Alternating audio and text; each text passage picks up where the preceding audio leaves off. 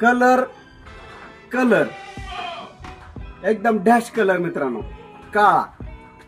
तर कलर बद्दल थोडी माहिती सांगतो मित्रांनो तुम्हाला मी.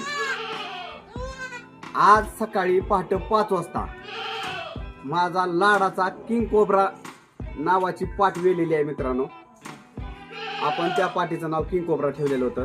ज्यावेळेस त्याचा जन्म झाला त्यावेळेस ती किंग कोब्रा सारखी दिसायची शेम. तर तिनं बघा असं एकदम काळा कुट्ट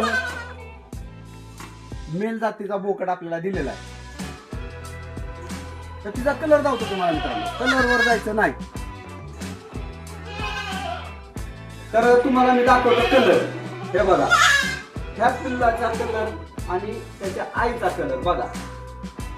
हिचा कलर आहे एकदम चहा सारखा, कडक चहा. आणि तिचं पिलू दिले आपल्याला एकदम काळं पांढरा ब्लॅक कोब्रा. आपण याचं नाव ठेवलंय ब्लॅक कोब्रा आणि याचं नाव आहे किंग कोब्रा. तर मित्रांनो मी तुम्हाला थोडक्यात कलर बद्दल माहिती सांगतो. शिळी कुठल्याही कलरची असू द्या मित्रांनो, आपल्याला बोकड म्हणजे ब्रीडर हा एकदम काळ्या कलरचा पाहिजे. त्यावेळेस आपल्याला होणारी जी पिल्ल पण आहे ते मित्रांनो एकदम काळ्या कलरचे होणार. तर मी तुम्हाला दाखवतो. आता हा कलर बघा आणि हिच्या आईचा पण कलर तुम्हाला मी दाखवतो. व्हिडिओ चालूच राहू दे.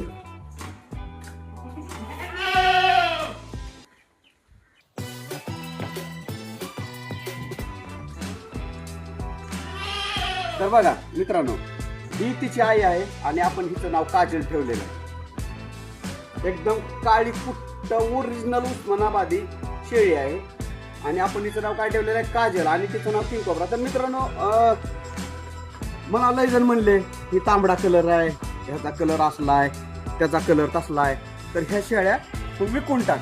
तर मित्रांनो मी कलरवर जात नाही आणि मी त्या शेळ्या विकलेल्या पण नाही त्या.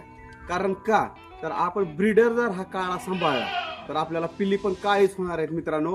आणि एखाद्याला जर शिळी पाहिजे असेल, अगर बोकड पाहिजे असेल तर त्याचा कलर बघून नाही, कलर बघून विकायचं नाही. आपण त्याची क्वालिटी आणि त्याची लेंथ बघूनच विकायचं मित्रांनो, त्याचा भाव ठरवायचा. कलरवर जर तुम्हाला कोण मागत असेल तर त्याला म्हणायचं तू निघ.